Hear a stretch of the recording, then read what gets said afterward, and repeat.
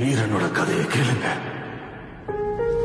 சூத்திரதாரியின் சோதனை எரித்து அகங்காரனின் நெஞ்சை கிழித்து மாயாசுரனை நிர்மூலமாக்கும் துறையாய் நொந்து வென்றவரின் பரவசத்தை சுமந்து வந்தாள் ஒரு மகாதா.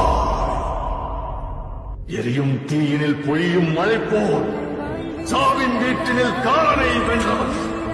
ஆணவத்திற்கு எதிராய் கிளர்ச்சி ரூபத்தில் லங்கேஸ்வரனுக்கு எதிராய் வெள்ளேந்தி நின்றான். இருக்கிற சிங்கம் வீரனொருவரின் கதை. இதீனை வென்ற வீரனொருவரின் கதை. வேட்டைக்காரனை வேட்டையாட ரணவேட்டையனாய் வந்தான்.